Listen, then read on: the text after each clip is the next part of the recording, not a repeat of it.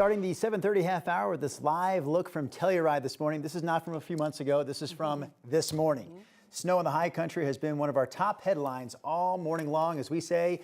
Thanks for joining us here at 7:30. I'm Drew Carney. And I'm Corey Rose. The snow sure is a welcome sight for our mountains after a very dry winter. Our weather impact team is tracking all of it for you.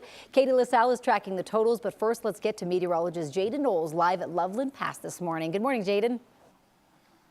Well, good morning, Corey and Drew. Yeah, I'm standing right here on the Continental Divide, which is probably one of the most important imaginary lines across Colorado. Now, you see the snow falling down right now, but eventually that will be turned into water that we use in Denver. Take a look at this. You can see most of Denver's water doesn't actually start in the city. It starts right here in the mountains as snow. In fact, nearly all of our drinking water comes from mountain snowpack that melts in the spring and flows into rivers, reservoirs, and eventually into your tap. And here's the key part. About 80% of Colorado's precipitation falls on the west side of the Continental Divide, while only about 20% falls on the east side. That means Denver has to get creative, of course. About half of our water comes from the Colorado River Basin on the west side, while the rest comes from the South Platte River Basin on the east.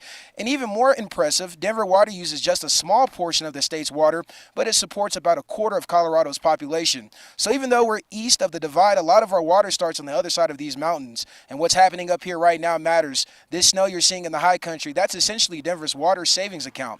Snowpack builds through the winter, usually peaking around April, and then slowly melts into reservoirs that supply water throughout the summer. So when we get good snow up here, that's great news for water supply later on. So every snowstorm here isn't just about for the skiers, but it's actually for us down across the Front Range and especially down across the metro area, because the water that you use out of your faucets, it's probably this snow that's falling down right now. And speaking of this snow that's falling down right now, we are exactly at 12,000 feet in elevation. We carry the light kits, the cameras. We are out of breath, and I just thank God that I was able to get through that hit with one full breath, because it's very hard to breathe up here. This is the highest I've ever done a live shot. But panning to my right, my photog, Alex Dickey, you can just see the conditions that we're seeing right now. I know driving conditions are a little hazardous up here at the higher elevations. The visibility is extremely low, but this is just a beautiful and gorgeous shot. We saw the conditions change dramatically just about 45 minutes. You saw my last hit if you've been watching 9 News all morning, and it did not look like this, but this snow is going to continue